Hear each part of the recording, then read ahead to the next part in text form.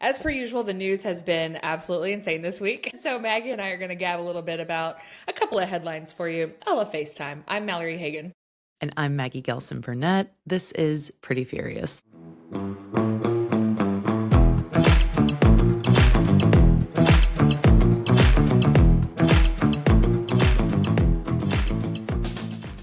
Pew, pew, pew. We're back for another FaceTime. We're back for a FaceTime again with babyhood and baby breathing. I was going to say his little baby breaths in the mic are so sweet.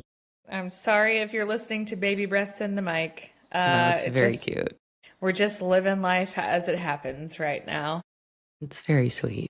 It is very sweet. How have you been this week? God, fine. I mean, I do know. I just do. like whatever, I guess. If you're listening and this is also how you feel, just raise your hand. I just want to say that, I feel like we're in that place. We're definitely in the bad place, but I feel like we're in that spot in the bad place where hypernormalization has fully taken effect. I feel like we are all so used to the tomfoolery and fuckery that's happening in the news that we're just like, oh, Trump wants to start a war with Venezuela? Cool. It just or means the White House is tweeting cuffing season. Yeah, it just means absolutely nothing anymore. Ripping families apart. Got it. It's bonkers. So that's kind of where I'm at. And I'm just I think my nervous system is just slowly waiting for the next awful thing that's gonna come out of the White House. So yeah, that's where I'm at. And any given day, the awful thing is the headlines they're just never ending. I don't even have words, honestly. I just can't keep up, man. Shit. I think about people who are doing this for a living, who are journalists. They have a name. Aaron Parnas, he must just be, I don't know how that man's brain functions. I feel like I see headlines come through on my phone and I'm like, what the fuck is going on? I tune half of them out because I'm like, well, this is in the hierarchy of needs of what is most important in American society and democracy, these are the things that are above this thing. And it's the thing at the bottom of the pyramid is something terrible, some abortion ban happened in some state. I miss when I never heard anything from the White House for days. Right? Where you were like, the president? Interesting. Okay. I haven't heard about him in a while. Yeah. Well, I don't know. Let me counter that. This week alone, Trump was denied in Indiana. So the Indiana Senate said no thank you to their gerrymandered maps. So that was one fracture in the Republican Party and the denial of Trump's desires. They tried to, I can't remember the legal term for what's going on with Tish James, but they failed at that. Tish James, that scenario, the court said no. Then we had the first woman and first Democrat to win in Miami in the mayoral race. I saw that. That's amazing. In over 30 years. We had a Georgia House seat flip in a plus million district that went Trump. Let's see. What else good has happened this week? Some good news. Jasmine Crockett entered the Senate race. I mean, yeah. So that and all of the crazy, insane shit that's happened. But there's some good things that have gone on. Maybe I'm just so not used to seeing anything good in the news that this week was particularly jarring because I was like, wait a minute, what? There's good stuff happening. This is crazy. So there's good stuff happening. I like it. Well, before we get into our topics today, we want to make sure everybody's following us at Pretty Furious Pod. Yes. Yes, thank you. And if you want to find all of the platforms that we're on, you can just go to prettyfuriouspod.com. And while you're there, if you're looking for something for someone for Christmas, we've got merch out. Cute stuff. We have everything from magnets. I have 10 of them on my refrigerator to... Oh my God, I need to order some. Yeah. Cute. We've got magnets. We have wine glasses. Yeah. And koozies and t-shirts and sweatshirts. So if you're looking for a stocking stuffer or something to give a friend, you can support us and the pod by grabbing some merch at prettyfuriouspod.com.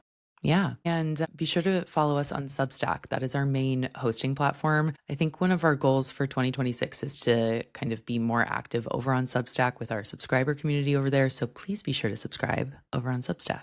Yeah. Join us over on the stack. Maggie, you can't be pretty furious without being pretty first. Did you bring anything to share with the class this week?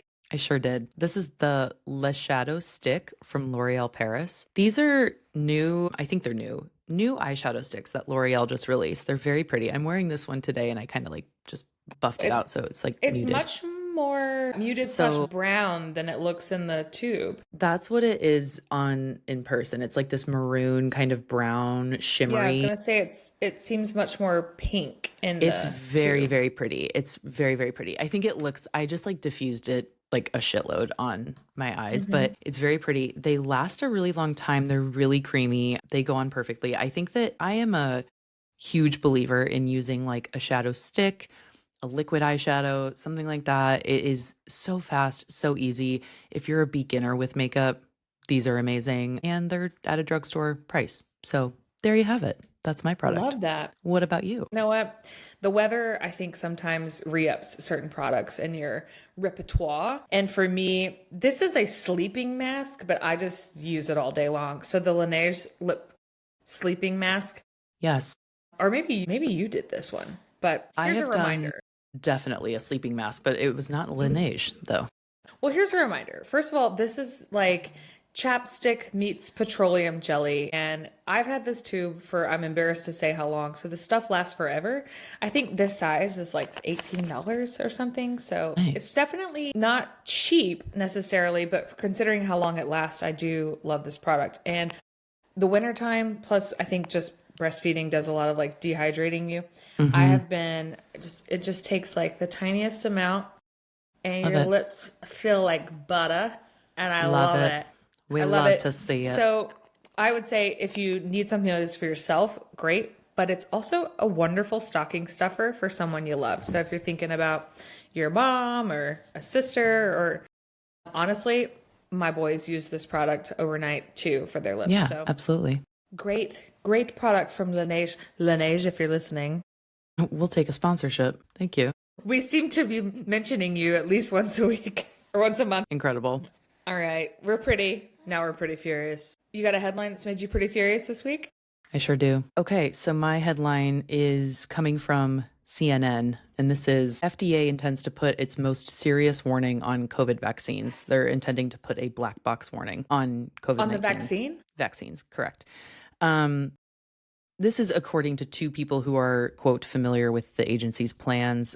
This is, of course, the latest move by Trump and his health officials.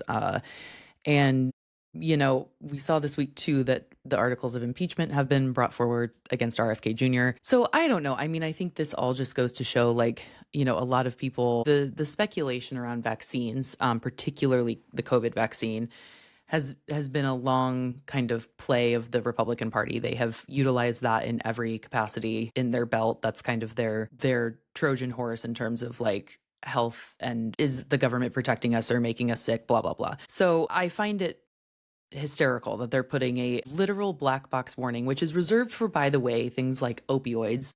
You know, things like OxyContin has a black box warning. Black box warnings make things incredibly difficult to get. That I think we can comfortably assume if there is a black box warning issued to the COVID vaccines, that we can assume that they will be much more difficult to access. I still get a COVID vaccine every season with my flu shot. Like I wonder how this will impact really vulnerable communities too. People who are immunocompromised, people over the age of 65. I just, you know, children. I wonder about all of those communities. So yeah, that's the latest and greatest, folks, from the group that wants to make America healthy again. So I actually had not even seen that. yeah, Maybe, as we already mentioned, buried in all the other insane Yep. shit that's usually happening. Exactly. I had not seen that. I am glad to see folks being fed the fuck up with RFK. That part is nice. Yeah, for sure. Mostly just because, and we both talked about this online, but we haven't here. His comments, the commentary around breastfeeding, it's just shut the fuck up. Someone who said, I feel really capable of saying that now as I breastfeed and I pump all day long. saw this girl on Threads who made a post that said, until you've screamed at 2 a.m. from dropping an ounce of breast milk on the floor, I don't want to hear your fucking opinion on breastfeeding. And I was like, yeah, absolutely. While my mom was here, my mom is a night owl. She, when he was first born, took the first shift, like stayed up until 2 a.m. with him, so I could sleep that first window. So my mom's always awake, and I came out after my last pump before going to sleep, and I had pumped like 4 ounces, and I dropped it all over the floor. Oh my And God. I just like stood there, and I just looked at it, and I looked at the floor, and I looked at my mom, and she was like, "It's okay. It's all right." I was like, I would have sobbed. I would have sobbed. "No, I couldn't even cry about it. I was just like, you know what? Okay." Because otherwise, 100%. but I mean, in that same vein, until you've carried your pump to the bathroom because you can't choose between pumping and pooping, don't talk to me. Fully. Literally, just don't even talk to me about it. So, yeah, I'm glad to see that more people, specifically, I think some of the women who might have voted in this past election for Trump because of RFK, I'm seeing people start to sort of wake up. A washed up heroin addict as our Brainworms. head of health and human services. Love it. Olivia's book only sold it sold less than 2,000 copies. So for anyone listening who doesn't know who Olivia is, she's the journalist who allegedly had an affair with RFK and then got fired. And recently she released a book where she talked in detail about their relations. And it is, I have to look this up. Hang on. I know, I can't even say what it is that I learned reading this book. Not reading the book, but reading the excerpts from this book. Yeah. But I just thought it was really funny to see that it barely sold like 2,000 copies. The New York Post, this is 4 hours ago, said Olivia Newsey's nauseating memoir about wild RFK Jr. affair sells fewer than 1,200 copies in the first week. That is hysterical. And if you're listening, just go look it up. She describes a sexual act that is so disgusting to me, I won't even talk about it. And that's coming from the two of us who said gluck gluck in discussing. Fully. That's coming from two very foul people. Yeah, I won't even go there. Anyway, that was a long aside. RFK, boo. COVID vaccine, black box, boo. We hate to see it. You know what else is a boo? My headline is, I actually don't remember where I saw this, but I have screenshots of it, and it exists, which is the White House Hall of Shame for journalists. Have you seen this? Yes, I have heard about it. I have not looked in depth, though. I would love to know more. I would love for you to go Google whitehouse.gov/media bias. I'm here right now. This is insane material.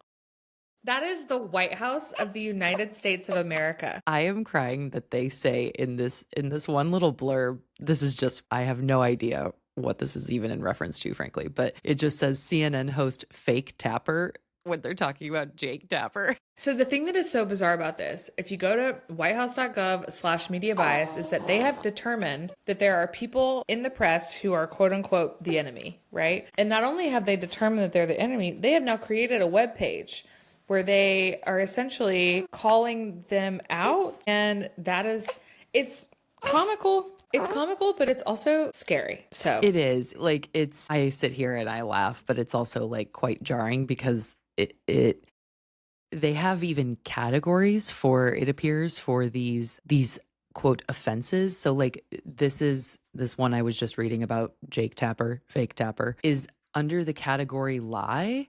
And so they have like a whole section for like lies, and then they do a malpractice section. Mm-hmm. And then they do an omission of context section. It's just clickbait. Like it's really fascinating that they do all of these categories. And this is also essentially designed as almost like what you would find on a parody site. And it's literally the federal government. But it still is very jarring. They are really focused on waste, fraud, and abuse. Because there's nothing more wasteful than a White House room full of staffers who are getting paid, sitting around, drumming up the idea of a media bias portion of the White House website. And then the number of meetings, the people who wrote this stuff, the web development, the amount of time and energy that goes into putting stuff like this on the website Just so ridiculous. But Your it should tax be, dollars hard at work. but really honestly, it should be a warning, right? Yeah. They are basically saying disagree with our administration and we will come after you, which is just And didn't I read earlier this week as well that they will be also putting out a kind of like a person of interest list that is I believe housed within the FBI or something within the DOJ. And it's essentially a list of people who are it's all dedicated to people online. So specifically like influencers, influencers. news, yeah, the Aaron Parnases of the world who are creating content and talking about their disagreements with this Hmm. current administration and with white Christian nationalism, frankly. And so, I mean, I think about that a lot as it relates to this show and as it relates to each of our own, personal content. But I also think to myself, like, well, fuck, if you are coming after somebody who's, I'm not even paid to do this, that's pretty depressing that that's on your short list of things to do. So yeah, it's really wild. Yeah, but this is one of those moments where, you always have people in the comments, we both do, who go, "What rights have you lost? Tell me what rights you've lost."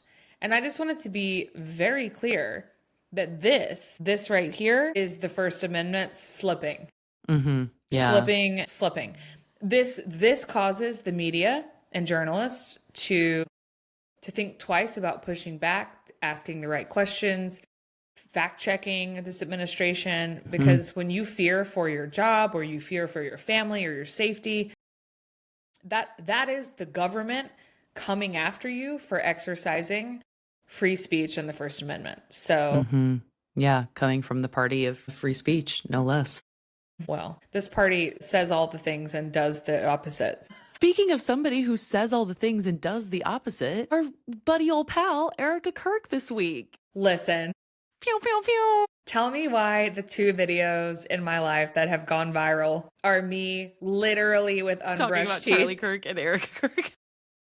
Well, yes, in my robe with not even a toothbrush to my name. It's just okay. I It's okay. don't understand why that's the look that's really touching people here, but nonetheless, yes, Erika Kirk did a round of interviews this week. So many, in fact, that it led me to question where the fuck are her kids? Does she And if they're with have the a nanny, quote job? why? Yeah. Is she, I don't know, working? I love how every single time she does an interview, well, she brings her that poor Kleenex who is just like a paid actor at this point. I was gonna say they're gonna be sponsoring her before long. She's gonna be in Kleenex ads going, the poor Kleenex that she holds that never touches a tear. And it's like, I don't even know how she gets her eyeballs to do this trick. But the like, lizard. she looks up so far and like she like she's looking up at the sky. And I just love seeing all of the tweets and stuff like that say, "Bitch, why are you looking up? He's not up." Like, and I'm like, your deity and your husband are not up there, sister. I sent you a video that, to be fair, my mom sent me first. She was like, "Look at her eyes." Yeah. She does transition from happy, nice, whatever. Like she's like, ha ha ha, and then she goes, Can we run the clip? Let me pull this up. Okay, so Erika Kirk does the crazy eye look thing where she looks up, but then she also does this thing that you sent me, this interview she did, I think with CBS, and we need to look. I'm gonna run the clip, and y'all just watch her face. Hang on, right here. but you have to, honestly, you have to rewind it and start Hang where on, she's, one more time. We start, gotta go back. start where she's happy. She's happy. At one time, a friend of Charlie's, at one time, an employee of Turning Point. She's getting more and more angry. Conspiracies, and she is making a huge amount of money on it. She is building her business. This bitch is fucking nuts, okay? Like, I looked at that and I said to myself, what you are seeing in real time here is a sociopath. This is a sociopath in real time. First of all, it was acting. Second of all, the way she turned into Jafar or actually the snake. You know the snake from Aladdin? Yeah. Well, Jafar is a snake. He turns into the snake. But all of a sudden you're like, whoa. What's so interesting though is that I have given that look, that stare, like I think every woman has given that stare at some point in her Sure. life. I have only probably used that look on record maybe like a couple of times. And almost all included an ex-boyfriend of sorts, like walking into an establishment that I happen to frequent. Know very that specific. you know that that's like natural for her almost to just pull that out. It's so hard to describe. It's almost like it's natural, but it's obviously not. It's the most bizarre thing to watch in real time when she does these interviews. Of which there were many. Yeah. She did a whole tour. So the thing that Erika Kirk is asking people for is privacy, because people are starting to wonder, where's Charlie? Which we have been asking, by the way. If you haven't listened to our episode with Caroline, who used to work at Turning Point USA, this is a great time to go do that, where we went much more in depth about everything that has happened post CK. But this woman, first of all, the death was tragically public. That is tragic and awful. But so was everything that transpired after that. The 48 hours later, she's in a white pantsuit in the podcast studio, angrily saying basically about his body on the fucking internet, like his corpse on her Instagram page. Like, ugh, God. But then, you know, people like Candace Owens have been saying something's not right here. Something's amiss. That's what's made her angry. Erika Kirk is angry that people are questioning where he is, where was he buried, why is there not any more investigation into the shooter? Yeah. There's a lot of people who are asking questions, and she did a media tour to essentially say that they would like for us to stop asking questions. Like, go fuck yourself. Yeah. Yeah. And I'm like, I'm sorry. You made all of this public, and now suddenly we're supposed to not ask about the rest of the story? Yeah. You did this. Like, you publicized your husband's, yes, incredibly tragic, awful, horrific assassination. You used it as leverage to then now go on a media tour for allegedly an upcoming book that's going to be released. And the government, I think this is the part that I get so held up on, is like, the government made such a big deal of taking his death and making it the country's problem and making it the country's responsibility to observe let's be clear, an alt-right Christian nationalist who is a podcaster's death. So I would like to know, when Joe Rogan dies, are we also going to put flags at half-mast? Like, is that something that's going... So anyway, just to clear up who the fuck this man was. And then they say, we're going to do a remembrance day. We're going to, all of our administration's going to fly to Arizona. We're going to do this big hoopla for his funeral, blah, blah, blah, all of the things. And then pyrotechnics. And then you're going to incorporate all of the pyrotechnics. And then you're going to incorporate rhetoric about trans people into the conversation about the person who did this. And then you're going to expect the American people to abide by all of that fuckery, to listen to it, to watch it, to make sure that they're doing the flags and listening to the news and all of that bullshit. And then you go radio fucking silent. And then where is your responsibility to the American people that you brought this all up to, by the way, like you brought this upon? Where's the responsibility to all of us wondering, well, what the fuck now? What are we going to ever hear about any of this? Question. And I forgot about the whole book element of the media tour. Yeah. Was this a book that was already written? That's a great question. And I suspect no, which once again would imply that we are using our husband's death as a way to gain notoriety, to gain status, to gain money, etc. And also, let's be abundantly clear that there is no fucking way in hell that there was ever any ounce of the book that would have been written by Erika Kirk herself. There would have been a ghostwriter who had been hired to do this. So I just want to make that clear. It's just a very fast turnaround. I mean, even with the ghostwriter, it's a super fast turnaround. Yeah, it is. One thing that I pointed out online, and one of the things that makes me the most irritated about Erika Kirk is that she is educated, first of all, and she has on numerous occasions espoused publicly that women should basically submit to their husbands, stay at home, and be moms. That's our highest calling. That's what she and Charlie spoke about on a regular basis. And Erika Kirk is in fact now the CEO of a national multi-million dollar nonprofit, which, by the way, that's not normal. When a CEO passes away, their wife becoming the CEO is not normal. A thing. Yeah. It's not how that works. Where she presumably also has access to millions of dollars as the CEO. And so she is working with her degrees that she has. She's not at home with her children that are likely extremely traumatized. So I'm just wondering when, again, the conservative right is going to do what they say we should do. Like, right. if she's supposed to be at home with her children, that's her highest calling, then go the fuck home.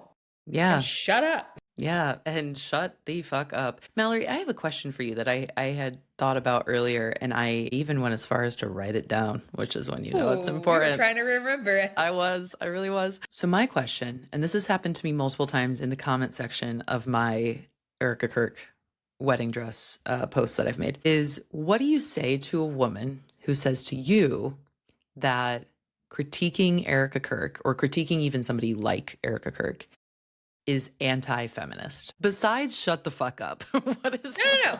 Here's the thing. First of all, Erika Kirk, whether she identifies as one or not, is a feminist. She has exercised the right to all of the luxuries she has in life, and she was able to do that because she was able to get an education. She earns money, et cetera, et cetera, et cetera, right? She is able to make the choices she wants to make, and she should. And I'm okay with that, as long as she's not going around telling other women not to do those things, which is what she has done. Yeah. I love questions like that when it has to do with somebody who is so very clearly immersed in and benefiting from patriarchy and their own internalized misogyny, because I think it proves the point exactly of what you said, of just how little these people understand about the feminist movement, and so little they understand about women's equality and like what it took for us to even get there, and the everyday luxuries that they get to enjoy that are a piece of that puzzle. Well, also, I think it's very important to note that feminism does not absolve you of criticism. Correct. Exactly. That's exactly what I was going to say, is that like that's almost a piece of the puzzle, is being able to look at the concept of feminism, or even other women within whatever, other women more broadly speaking, and say, hey, this thing is antithetical or takes us back in time in terms of this movement that you are actively benefiting from. But Erika Kirk knows that. Correct. And that's the difference. There are people out there who listen to women like Erika Kirk, who's a modern day Phyllis Schlafly. Like, she is saying, don't work, stay at home. You don't need to, you don't need any of these things. You just need to be a wife. You just need to raise your babies, all while working. Now she's not being a wife, and she's not raising her babies. Sorry. No, fully. I'm just saying. Sorry, sister. Yeah, that's real. I find that whole piece of it where they're like, well, critiquing women is not a part of the feminist movement and blah, blah, blah. And I'm like, you should Google choice feminism and let me know what you find there, because you might enjoy that. Well, the amount of people in my comments saying, she's just a grieving mother. She's a grieving widow. I literally said, fuck yourself. Go Google Erika Kirk and come back to me. She's not just anything. This is extremely calculated. She knows what the rhetoric she's spewing is doing to women at large, and she's okay with it because she benefits. She is, as you mentioned, a sociopath. She knows what she's doing, and that's that. Sorry, folks. Sorry if you're still caught up on wanting to defend this woman, but she's fucking crazy. You know who else is crazy? You watched The Beast in Me, didn't you? So did I. I did. I flew the fuck through that show. I watched it so fast. And I mean, listen, I love, is it Matthew Rhys who plays the psychopath? And then I love Claire Danes. And what I love even more than Claire Danes is all of the videos on TikTok that are like Claire Danes taking a Soul Cycle class. Have you seen those? No, but But before They're we go so any good. further, if you're listening to this part and you haven't seen this show and you want to watch it, just zip on through. Yeah, skip ahead. Skip ahead. Okay. I haven't seen those, but one thing that Kevin and I watching it could not stop laughing at is he was like, first of all, she plays the same character in every show. She does. Which is okay. It was just fine with me. I don't care. But the word for her is exasperated. She's always like, Exactly. So there's so much breathing in her acting. that's what the videos are like. This one girl does them perfectly. I wish I knew her name, but she does Claire Danes making an appointment. And it's like on the phone, she's like, well, I just was calling to see about, I can't get it next week. And they're it's so good. And like I need to find those. I literally can't with her, her like lip quiver she does when she's like, holy fuck. I texted my brother and I was like, Claire Danes really is just a crier at her core. When studios are hiring Claire Danes, they're like, we need a really good crier. Who's somebody who can just cry? Claire Danes, for sure. She will never fuck that up. I thought the series was so good. I loved it. Yeah. Do you know, I don't know the answer. Do you know if it's based on a book or a novel series or anything? I have no idea. I assume it's probably based off of on a book of sorts, but yeah, I'm not sure. And I'd love to read it. So good. If you haven't seen it, definitely need to. It just had a really, like it did, I don't know how to describe it. You kind of always knew the answer, but it kept kind of taking you on twists and turns where you were like, is she crazy? Yeah. Is this all in her head? I don't know. I felt like it was just so well done. The acting in the show was really good. And you know who's having a moment, I feel like, is Brittany Snow. I love Brittany Snow. I'm so glad she's back. Yeah. She was so good in this. Yeah. Yeah. And she's in Hunting Wives, and like I just feel like she's in the Murdoch Murders docuseries too. I didn't know that. Yeah. Look at her. Yeah. She's had a year. She's had a really good year. Yeah. Yeah. And then you watched All Her Fault? Yes, I did. Yeah. That one. Okay. I have so many thoughts and feelings about All Her Fault. Like, I love, is it Sarah Snook, I think, who plays, she was in Succession, Shiv. was her main role. I just call her Shiv. Shiv, yeah, love her. And the guy who plays the husband, he always plays a douchebag. Like, he's just always is a douchebag character, no matter what he's in. What is he from? He was in Girls, and then he was in season 1 of White Lotus. He played the fiance or the husband. Yes. Yeah. But he's the perfect face for it. He's just perfect for that role. Yeah. And I liked it a lot. I thought that I don't know, there was something about it was really like melodramatic. Like there was a lot of parts where I was like, God, this is a little like Days of Our Lives, you know, but I did really enjoy it. I enjoyed it. I think the actress that bothered me the most was the nanny, without giving too much away. The nanny who, well, I guess just skip ahead. The nanny who kidnapped, what do you even call her, right? She was, to me, the worst actress on the show, even though her storyline ended up being obviously the most pretty important. Good. Yeah. So I thought that was like a misstep in casting on my end. Yeah.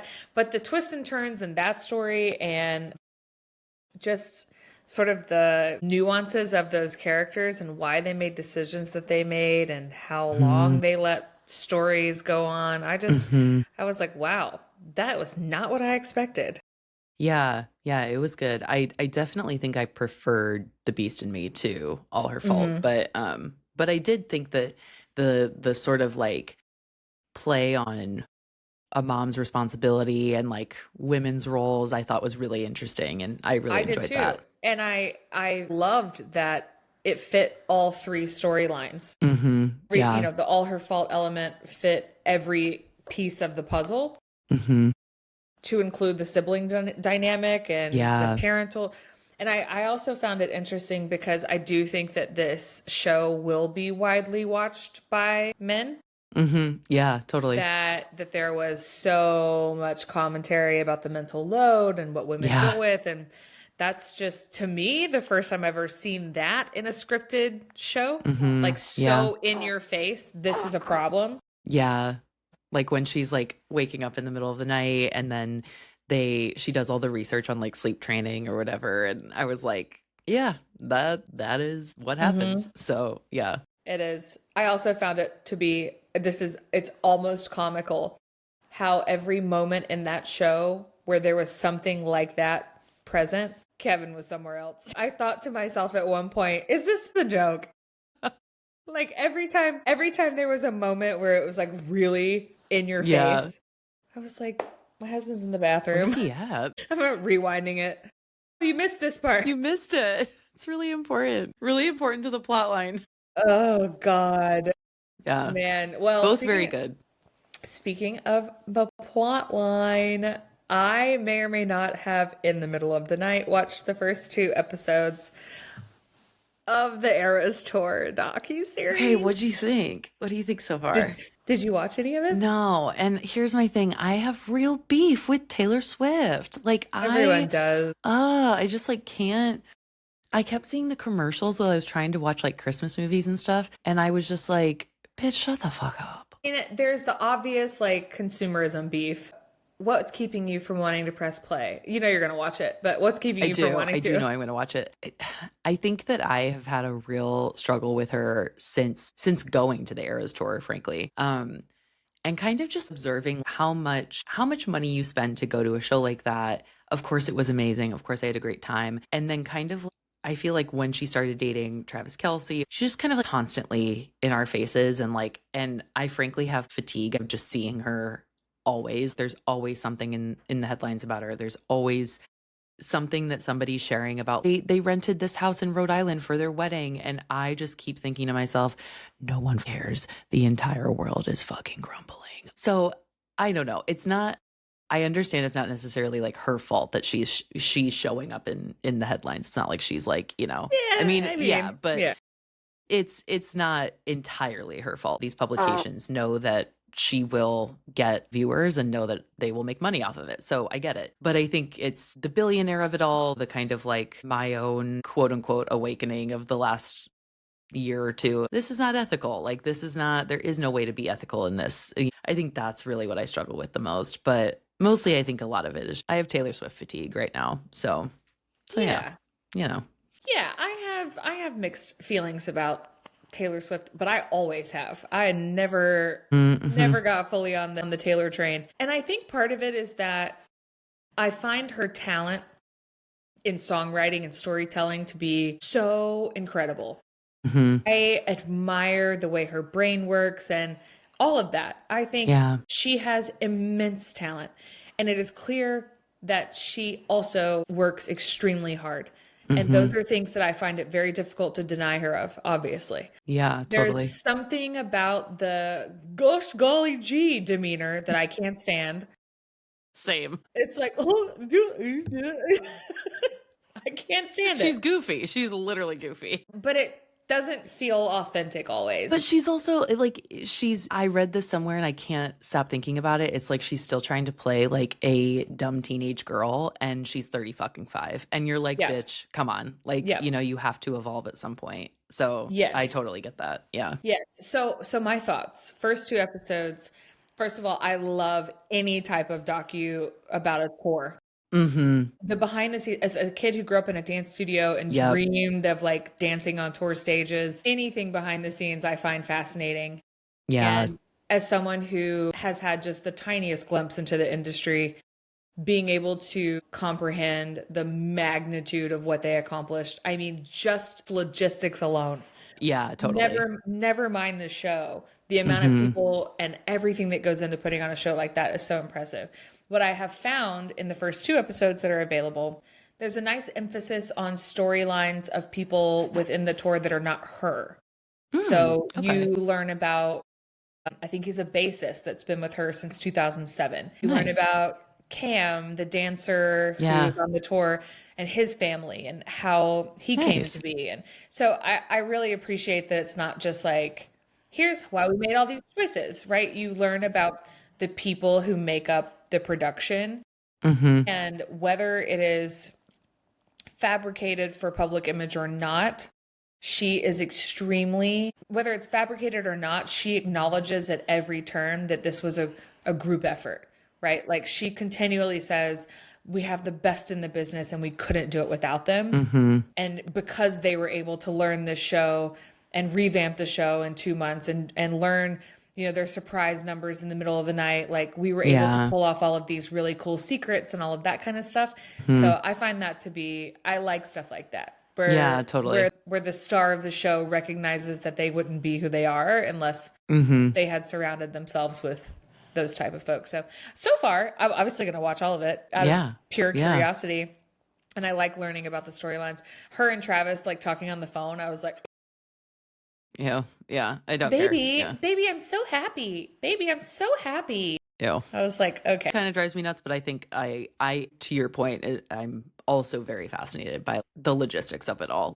That was something I kept thinking about when I went to the tour, how cool it was to see these different moments happen on stage and how does that happen behind the scenes. And I want all of that information. Is how are they doing this at all, so yeah, you should totally watch it.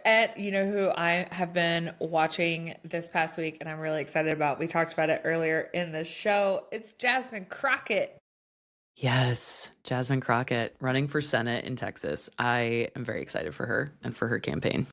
I am super excited for her. And I have to admit, when the conversation around her entering the race first started, I had the thought, I'm sorry, I just don't think, unfortunately, knowing what I know in the world that we live in, that a Black woman can win statewide in Texas.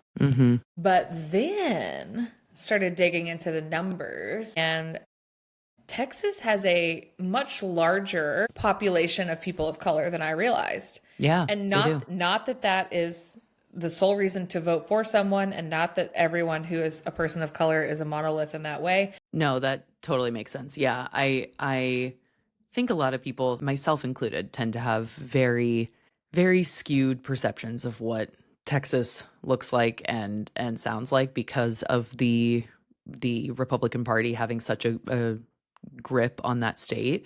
But really, Texas is an incredibly diverse state, and I think that we are seeing I think in the last 10 years, we've even seen this kind of the slow shift of these people slowly kind of moving further to the center, if not further left. And so, yeah, I'll be really anxious to see how this Texas Senate race pans out. I think it's going to be really, really good to watch. Yeah. Did you have a chance to see her announcement video? I did. Yeah. I loved it. She's using Trump's words and it's just like her face. I love it. Yeah. I love it. Iconic. There's just so much there. She's so dynamic and she's so intelligent and so witty, and she's just unlike really any candidate that we've seen probably in our lifetime. So I'm looking forward to it. We have a lot of reasons to look forward to 2026. Yeah, and apparently I've been seeing that from an astrological standpoint. It's allegedly supposed to be a lot better in 2026. Like 2025 was the year of the snake, which is where you like shed everything. And then 2026 is the year of the horse, which means you like run towards the things you want. So, well, I'm a resident astrologer now. We are gonna run with that, honestly, because shedding is necessary, and we have some big desires and goals for 2026. So ahead of 2026, next week will be our last episode of the year that Pretty Furious was born. Yay! And so was Park. Yeah. So many things happened this year, but I'm really proud of us. So next week will be our last episode of the year before the new year. And hopefully in the new year, we're on a rocket ship to the moon. We are. We're going to kill it. I'm very excited for us. I'm very excited for the show. You sounded so excited. We're going to kill it. We are, girl. I do believe that. Yes, girl. I am very excited for us for the show. I'm very excited for 2026 and what is going to come in all realms, in all of the things. All of the things. It's going to be a big year. Stay tuned for our last episode of the year.